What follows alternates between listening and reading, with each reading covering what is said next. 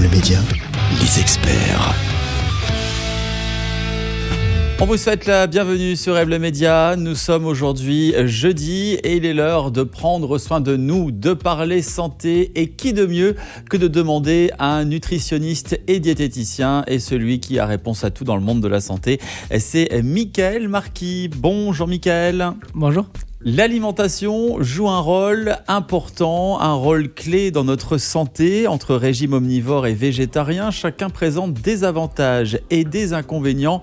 Comment y voir un petit peu plus clair ? Eh bien justement, tout d'abord, Michael, entre alimentation végétarienne et alimentation omnivore, qu'est-ce qui est le mieux selon vous ? Alors si on se base vraiment sur le côté nutritionnel et pas sur par exemple l'aspect animal, et ça c'est vraiment propre à chacun, au niveau nutritionnel, ce sera vraiment plutôt recommandé d'avoir le régime omnivore, donc éviter d'avoir des restrictions, des suppressions d'aliments pour éviter le plus possible les carences.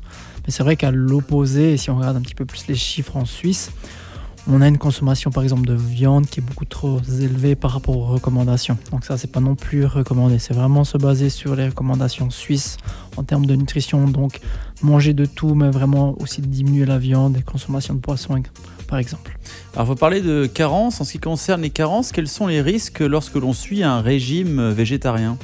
Alors ça va dépendre du type de régime végétarien. Si on conserve la consommation des œufs et des produits laitiers, on a quand même déjà moins de risques d'avoir des carences.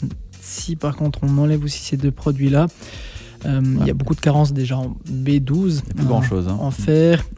Après il y aura aussi des carences en calcium s'il n'y a plus de produits laitiers, en sélénium, en zinc, donc il peut y avoir pas mal de carences. C'est vrai que ça devient un petit peu plus compliqué, mais ça reste quand même toujours aussi faisable pour couvrir tous ces apports-là. Alors j'ai vu la dernière fois, il existe plusieurs documentaires sur Netflix qui mettent en avant les bienfaits d'une alimentation végétarienne par rapport à une alimentation omnivore. Qu'en pensez-vous concrètement ?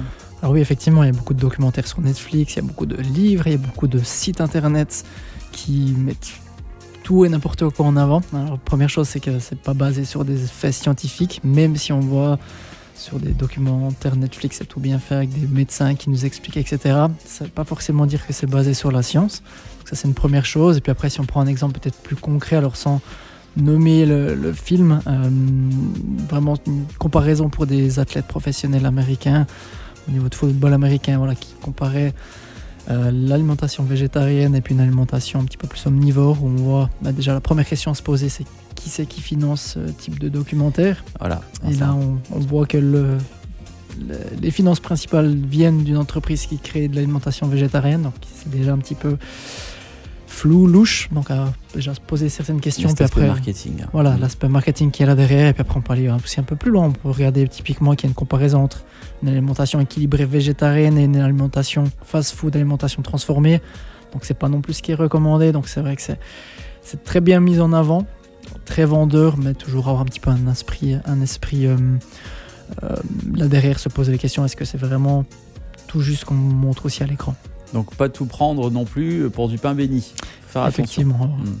Alors on a bien compris qu'entre alimentation végétarienne et alimentation omnivore, la recommandation est plutôt celle qui est omnivore.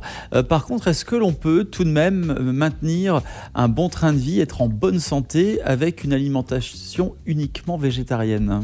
Alors oui, c'est faisable. Comme je le disais avant, ce sera plus facile si on garde aussi la consommation des œufs et des produits laitiers pour diminuer le risque de carence. Mais dans ce cas-là, c'est quand même recommandé de voir un professionnel de la nutrition, peut-être juste 1-2 consultations pour bien équilibrer, éviter aussi de passer par plein de compléments et puis éviter d'avoir des carences sur le long terme. Ça peut être quand même un petit peu dangereux pour la santé aussi. Donc allons chercher justement tous ces nutriments, toutes ces vitamines dans les aliments eux-mêmes que de prendre plein de compléments dans des petites bonbonnes. Effectivement, c'est toujours un petit peu plus naturel, à vrai dire. C'est plus recommandé également. Donc, bien que l'alimentation omnivore soit complète, bien plus complète que sur le plan nutritionnel, une alimentation végétarienne, lorsqu'elle est bien organisée, peut tout à fait convenir à des besoins essentiels. Merci beaucoup pour tous ces renseignements entre la nutrition omnivore et la nutrition végétarienne. On va se retrouver la semaine prochaine pour d'autres conseils santé. Mon cher Michael Marquis, on vous souhaite une belle soirée. Merci, pareillement. Aime le média où tu veux, quand tu veux.